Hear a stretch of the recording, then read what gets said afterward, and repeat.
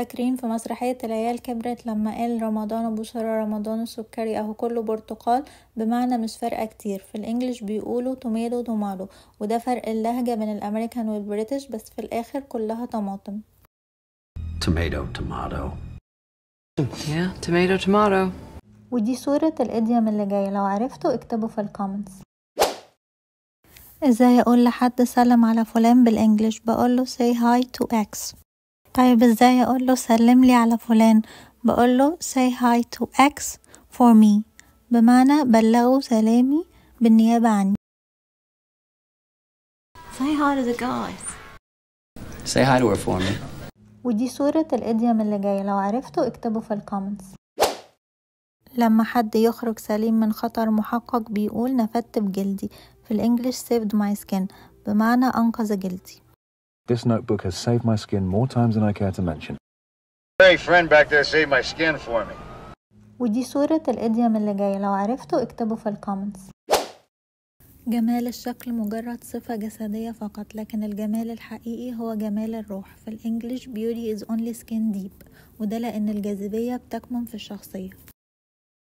You know, as they say, beauty is only skin deep. ودي صورة الإديوم اللي جاي، لو عرفتوا اكتبوا في الكومنتس. لما يكون حد عايز يمشي بنقوله لسه بدري، بالإنجليش the day is young، بمعنى اليوم لسه في أوله. The day is young. The day is young.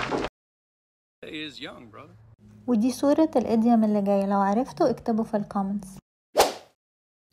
الكلام اللي مالوش معنى بيكون خزعبلات، بالإنجليش مامبو جامبو، ودي طقوس أفريقية تسبب الارتباك والحيرة. You don't seriously believe all that mumbo jumbo is going to cure him? They all want a lot of mumbo jumbo about ectoplasm and holding hands. ودي صورة الإديوم اللي جاي، لو عرفتوا اكتبوا في الكومنتس. لما نترجى حد يعمل حاجة بنقوله بالله عليك، بالإنجليش بيقولوا for the love of God، بمعنى حبا في الله. Please, for the love of God, drive safely. Please, for the love of God, can I fire the next one? You must sign it. For the love of God, sign it.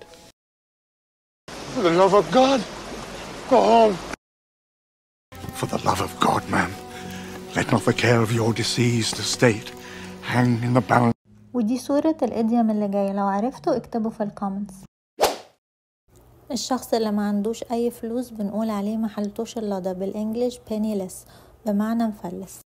You are penniless because the Lord James Stewart has sold your lands, and you may remain here in the tower until your death.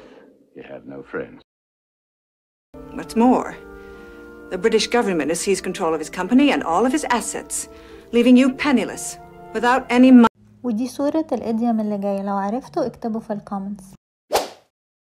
لما حد يخضك جامد بتقوله سيبت مفاصلي، في الإنجليش scared me to death، بمعنى موتني من الخوف. Of course you scared me to death. Murder. You scared me to death. ودي صورة الإديوم اللي جاي، لو عرفتوا اكتبوا في الكومنتس. لما نقرر نعمل حاجة من اللحظة دي ونستمر عليها في المستقبل بنقول من هنا ورايح، في الإنجليش from now on، بمعنى من الآن فصاعد. I can manage from now on. From now on, I make the decisions for my family. From now on, you're on your own. ودي صورة الإديوم اللي جاي، لو عرفتوا اكتبوا في الكومنتس.